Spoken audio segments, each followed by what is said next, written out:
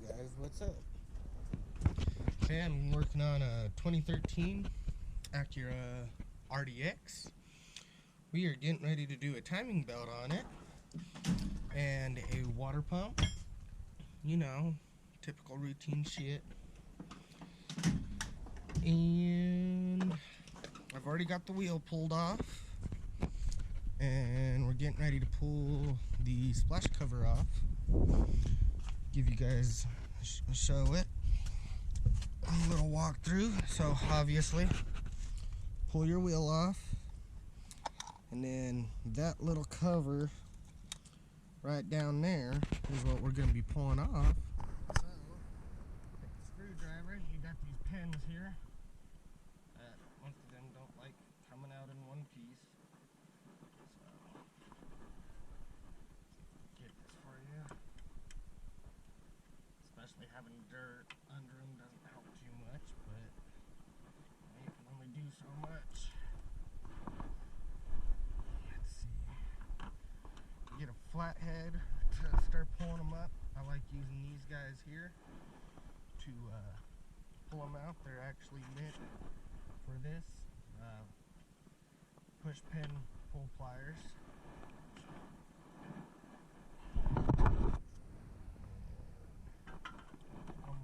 Here. Let's get it started. I'm in here with these. Grab it. Pop right out just like that. And then usually you got a couple more down at the bottom here. But I don't need to exactly go that far. So I just need to get to this guy.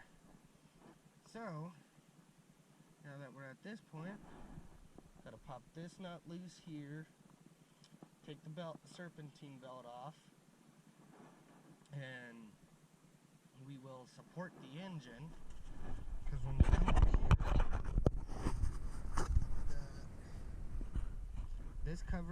this engine mount here that we will have to take off to get to the belt, you got one cover back here, one cover back here that you gotta take off. They're held in by 10mm bolts. So I'm going to start by pulling those and pulling the belt off, which the belt comes off with a 14mm socket, but I've got a tool specially used to take the belt off. And we'll pull this guy off, pull the cover, and we'll grab a wrench for that real quick. Got my project car over here. 10mm.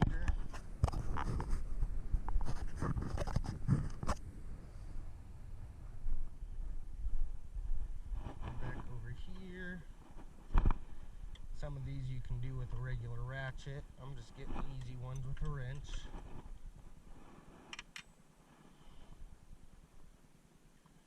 Because on this front engine mount here, we've got one bolt that hides just behind the mount.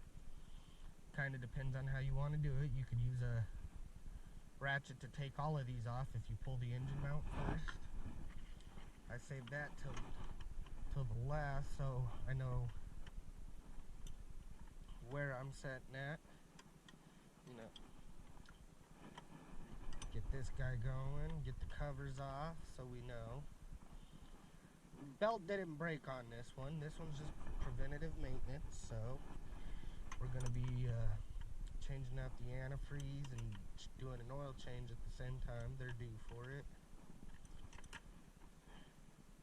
This one's going to be a little bit more of a booger than that first one was. Doesn't want to come out as easily. Still pretty easy, just can't grab it with my fingers.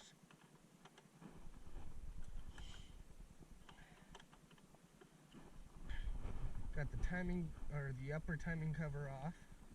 Got the serpentine belt off.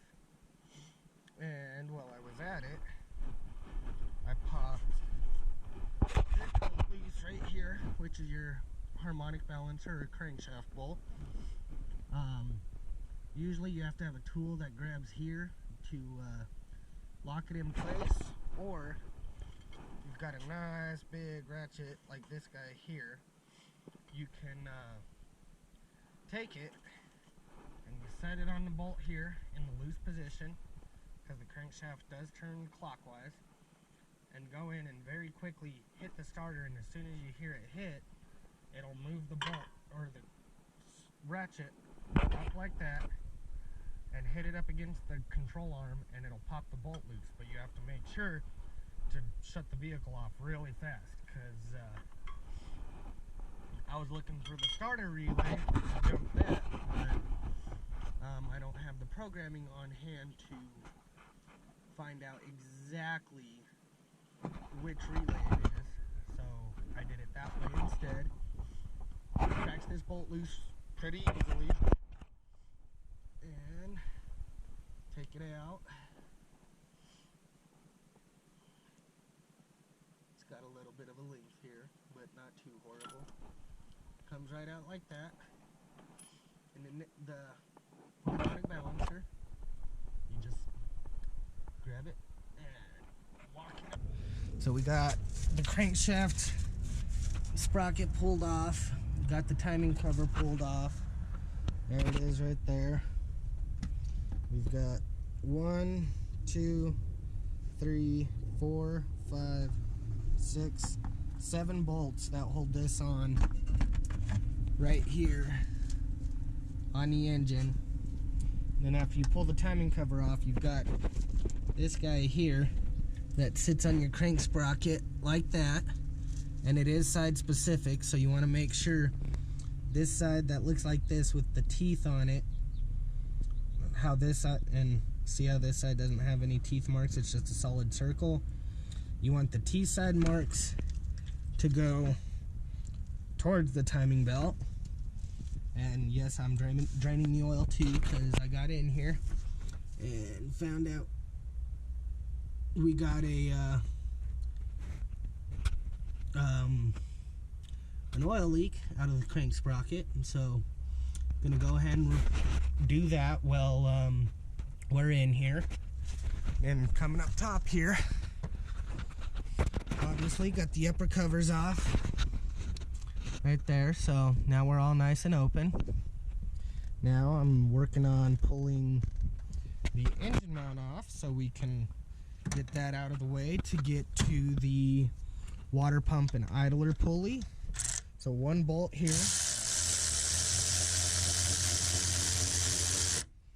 Get that guy popped out.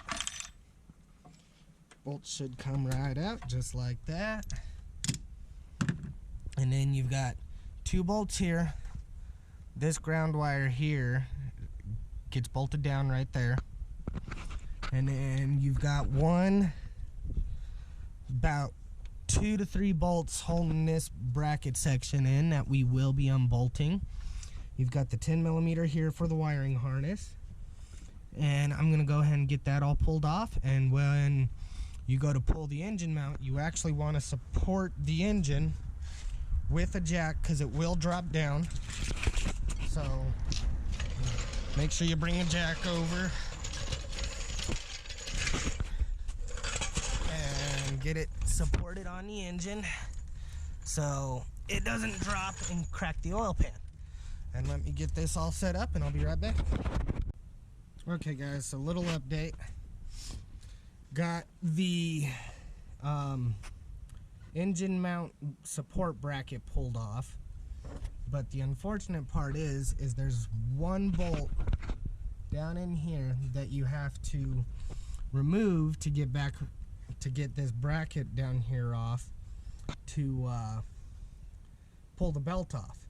In order to do that, you got to pull your engine mount right here, which there's one bolt right there you see on at the tip of my finger. There's one underneath this oil, or sorry, I apologize, the washer fluid reservoir.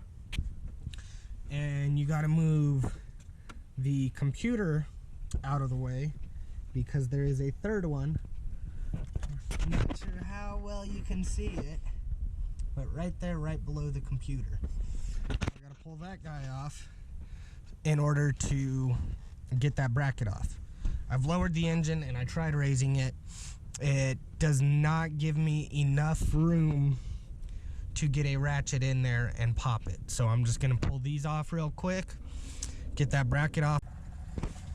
Okay guys, so we got the engine mount out of the way. Had to pull the whole computer. There's the computer cover, engine mount bracket, the computer, the main engine mount.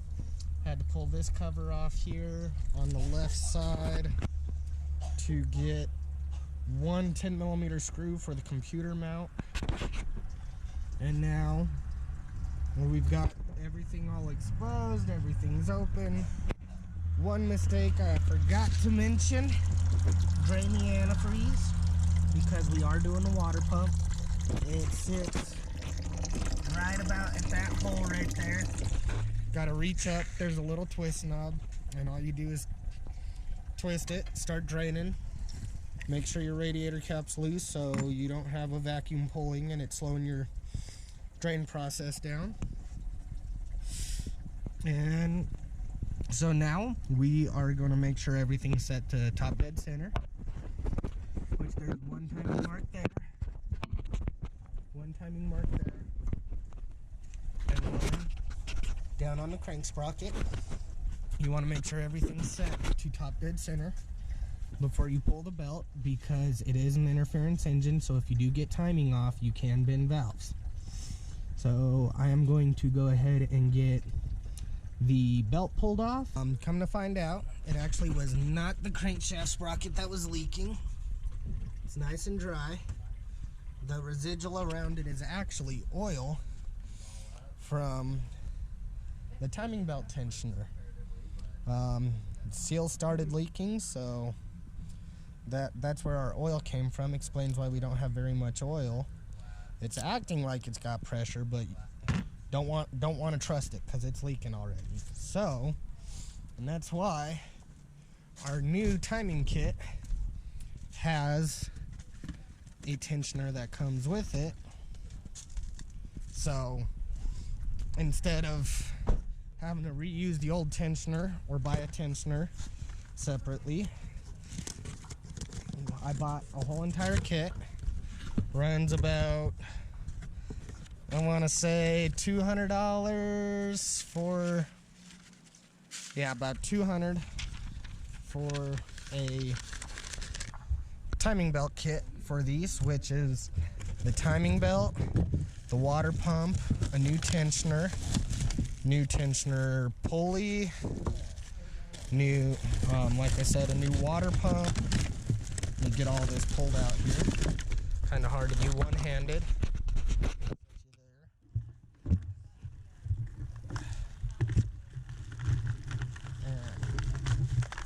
So, comes with your water pump gasket, a new water pump, because if you're doing a timing belt, you might as well do a water pump while you're at it. Gasket, and then comes with a new idler pulley. So if you're gonna do the job, you might as well do it right. Saves you money in the long run and saves anything from failing and causing any other issues. And here's your brand new tensioner. It's got a grenade pin in it to have it compressed, because when you pull this pin, this rod here will shoot out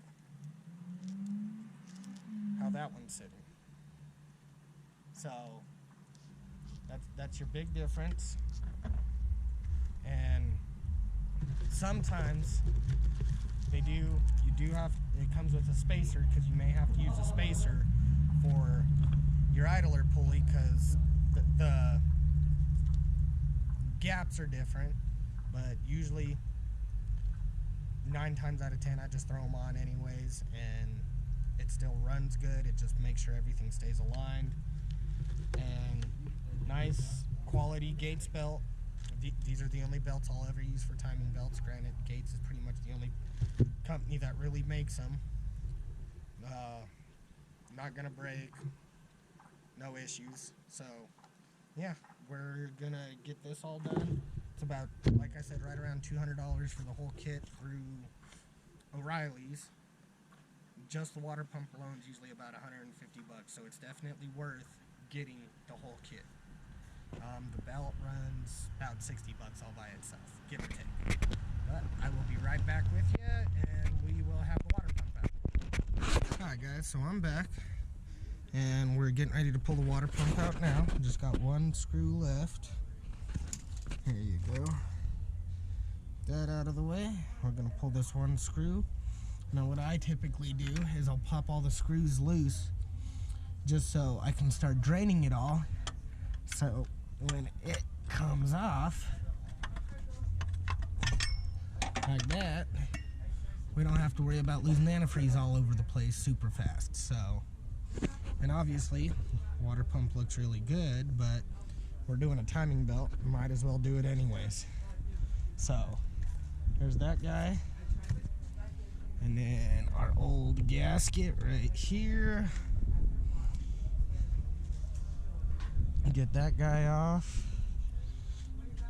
and then see, everything's all nice, pulled off, clean. And then what we'll do, I'm gonna grab some silicone and I'll show you how to start remounting everything. Alright guys, I'm back. So I got the new water pump in. It's only 5 bolts that holds it in. 1, 2, 3, 4, and 5 right here. Your new idler pulley right here. This is your timing belt tensioner assembly, which I've got it, the bolts in it, I just haven't actually torqued it down yet. And then the new timing belt tensioner assembly. It's got a spacer that goes in the backside here, and a washer that, or bolt with a big washer part of the bolt that goes here. And this will actually bolt right here on your water pump. So basically the water pump is what holds 90% of your pulleys, so it's better off to just do it all anyways, because, you know, like I said, you're in here, might as well do it right, because you don't want to have anything fail, cause an engine to go bad or anything like that, because you'll bend valves, and then my charge $300 timing belt water pump job, along with oil change and spark plugs that I've done on this already today, will turn you into about an $1,800 repair without the without parts included, because then you'll have to come in and do all of this anyways. So you're better off just getting it all done in one shot, because we already had this idler pulley here. There's some bad bearings in it, not sure if you can hear them, but on startup it was making a bit of a chatter until, I'm assuming, those bearings got in place. We also had a bad serpentine belt tensioner pulley that I went ahead and replaced while I was in here. And we're getting ready to install the new belt onto it. I just got to tighten down the tensioner assembly real quick. Timing belt set. I already turned it once. There's one timing mark lined up.